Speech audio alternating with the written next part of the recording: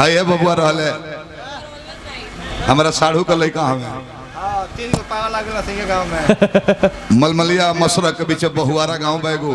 मोटाई चाचा साढ़ू का लड़का हमें इनकर पिताश्री भी गाना गाए तो नहीं पहले अब तो दोसर बिजनेस हो गई बाबे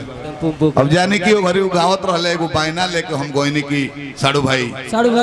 दो गोला गा देबे के बहुवाला मंदिरिए पर बड़ी लयदार गांव है जनसंख्या गोनई में देखब तो दिमाग खुश हो जाए जितना देर लोग अड़ी जाला कोनो गांव में उतना देर लोग ना बैठे बड़ी लयदार एरिया है। अब जानी की सवेरे बायना देहनी आ तलैया के वो कागज सर्टिफिकेट ले रहे आ हमार गुड़वे धो लेता दोनों गुड़वा धो ले दोनों कहे कि ना चाचा हम छोड़बे ना करम कोई मौसा को कहता मौसा हम गुड़ ना छोड़म तू दिल्ली के इंजीनियर हवो वे तो हई त का भइल बा आ तो हमार नौकरी लगा तो हम गुड़वा छोड़ दे ना तो कस के घिचबे तो हम एजा बैठले रह हम गुड़ ले चल देबे नकली है। अब कहलस की सर्टिफिकेट देखने ITI के कहनी चल दिल्ली में परीक्षा ना होला सर्टिफिकेट दिखावल जाए ऐ 2-3 गो सवाल पूछाई तार बढ़िया हो तो बहाली हो जाए कहलस कि हम का बताएं हमका चल ना हम फार्म भरो पहले हम जाए ऑफिस में आते कान लगोल रे दुआरी पर हम कोनो प्रश्न पूछी तो उत्तर जोर जोर से बोल के देते याद कोली लड़ जाई 2-4 गो सवाल हो जाए नौकरी ठीक बा मौसा भीतरी ऑफिस में गोइनी छपरा जिला के रहले में के मजिस्ट्रेट साहब जी कॉलेज तुम भी छपरा का हां छपरा ये कहनो हसीवान को यस यस छपरा है। तो छोटा-छोटा सवाल पूछेंगे बिहार का बात है पूछिए बल्कि बताओ कि देश का प्रधानमंत्री कौन है सर नरेंद्र मोदी धीरे बोलो थोड़ा धीरे बोलो उत्तर सही है थोड़ा आवाज कम हमारा तो सुनावे को रहे करा के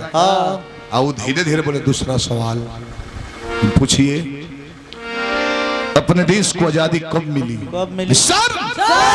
वैसे तो 1857 में काम शुरू हो गया था लेकिन 1947 में सफलता प्राप्त हो गई ओके वेरी गुड। आवाज थोड़ा धीमा रखो ना कान में लग रहा है। तीसरा सवाल देश की आजादी में किन किन का हाथ था सर किन किन का नाम लूं एक हो तो बताऊं बहुतेरे लोग हैं चित्तू पांडे मंगल पांडे सुभाष चंद्र बोस खुदीराम बोस चंद्रशेखर आजाद भगत सिंह महात्मा गांधी के तो खानदाने भी रहे लाठी लेके ओके ठीक है वेरी नाइस। अंतिम सवाल अपना देश मंगल ग्रह पे पहुंच चुका है अच्छा। क्या वहां पे जीवन है सर वैज्ञानिक इसका पता लगा रहे हैं ओके गुड बहरे निकलने कहने की बेटा पता कि उतारवा याद को ले बनी सवाल तो ना सुननी है ढुकले तले उ सिगरेट मार के इंटरव्यू लेवे मस्त भइल बा प्रश्न तो बदल देता तुम्हारा नाम क्या है ते जान ले कि पहला सवाल कर सर नरेंद्र मोदी अरे होता है अच्छा होता है नाम जैसा नाम लड़ता है। दूसरा सवाल क्या तुम्हारा जन्म कब हुआ जान ले कि दूसरा सवाल है कहता रहे कि सर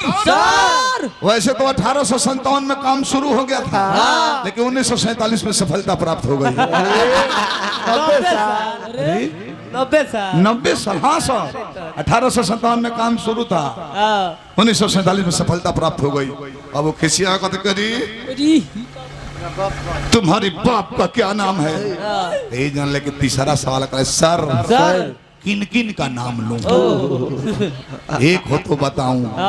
बहुतेरे लोग हैं चित्तू पांडे मंगल पांडे सुभाष चंद्र बोस खुदीराम बोस भगत सिंह महात्मा गांधी तो लाठी लेके लगा रहा तो गरमा कदरी तुम पागल तो नहीं है ये जान ले चौथा सवाल करके सर वैज्ञानिक इसका पता लगा रहे हैं छपरा जो तो ढेकल कुर्सी से नू